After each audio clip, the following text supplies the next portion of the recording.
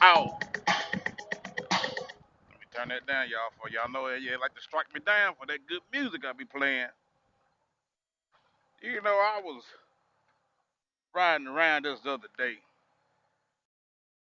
riding around in the big truck. I was at work, talked to my homeboy Hope, and I said, he said, I'm just calling you back. I said, okay, I didn't want nothing. He said, okay, I told you I was gonna call you back, so I was just calling you back.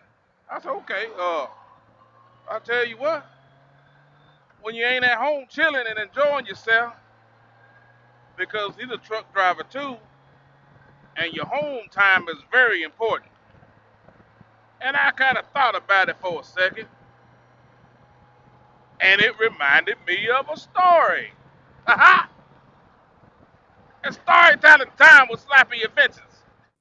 All right, it's storytelling time with Slappy Adventure. Yay! Papa Slappy, would you please tell us a story? Please, huh? Please.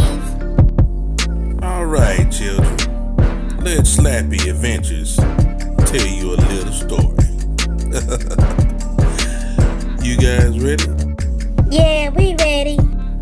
All right, here we go. Once upon a time, not long ago. So this is going to be the first story that I tell wearing my 50C camera on the LS2 Rebellion. The first story on the 50C, y'all. Well, this story is about friendships and my friendship with my man Hope, aka the Lone Wolf,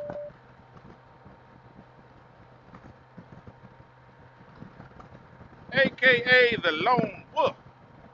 And what this story is about is it's one of those friendships where I can't even remember where I actually met this brother. It's been that long ago. Y'all got any friends like that when you think about it, be like, I can't really remember when I met him. But I didn't grow up. I didn't grow up with Hope because I lived in Alcoa, he lived in Knoxville. But he used to come out here and hang out a little bit. He's about 5 years older than me.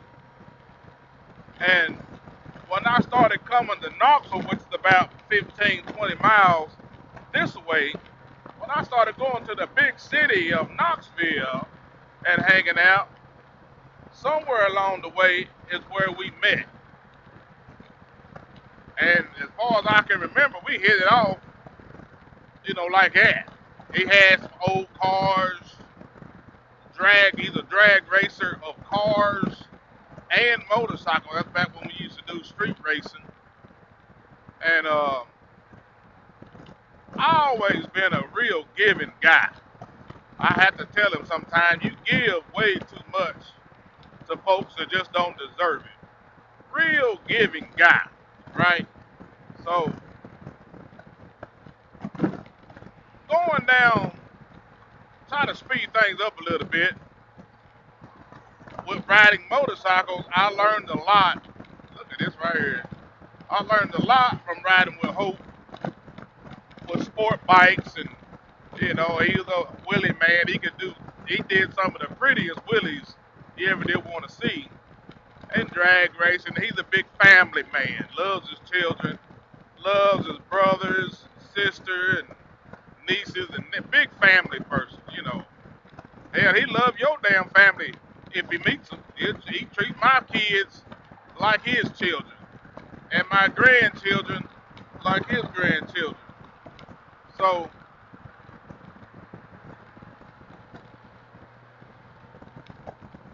what I'm getting at is I can't remember when I met this guy. He's been around me at least 30 plus years, if not longer than that. But like any friendships, you're gonna have some ups and downs. Most of our downs have been because of me. Their hope, like I said, he's a real generous guy, but he's a little sensitive. He's a little sensitive, and that's what I mean by when I say generous. If somebody was to come to him with a good sob story, I lost my lunch money, I lost my kid, got something. He's real soft-hearted, and I say what's on my mind. I really don't have no filter.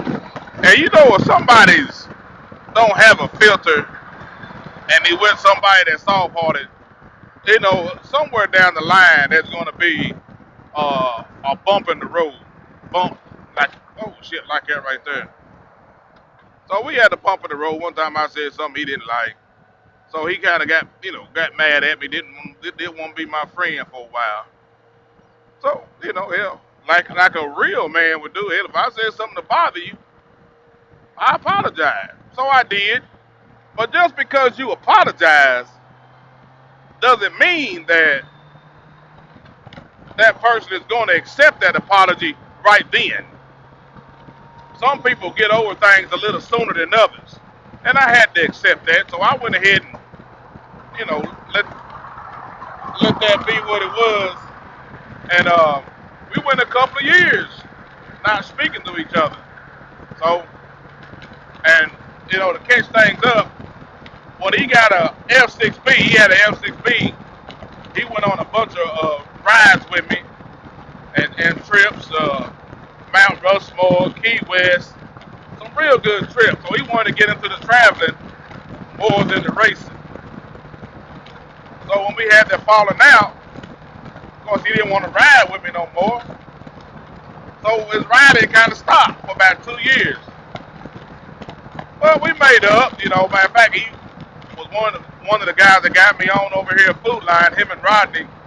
So we made up, got over it, and now he's back riding with me again. But I'm telling this story to be like, sometimes your friends, when you think back about it, you can't even remember when you met and all the years that y'all been cool. And I consider that man like a brother to me. You hear me say bro a lot, but when I call somebody a bro, B-R-U-H, bruh, that means they are for real brother to me. And that's hope. And like any family, you're gonna have disagreements and you're gonna argue and you may say something somebody don't like. But real family, whether it's blood or just real good friends, will overcome and forgive each other and continue on. That is a true friendship, and that is what I got with this man, Hope. And he will be on my Niagara Falls trip next week, and can't wait to spend time with him, hang out, and bring you a lot of laughs. All right, peace. Please like, subscribe, notify. Hey, thanks for watching another episode of Slappy Adventures. Please like, share, and comment. And don't forget to hit the subscribe button. Hey, stay tuned for more videos like this.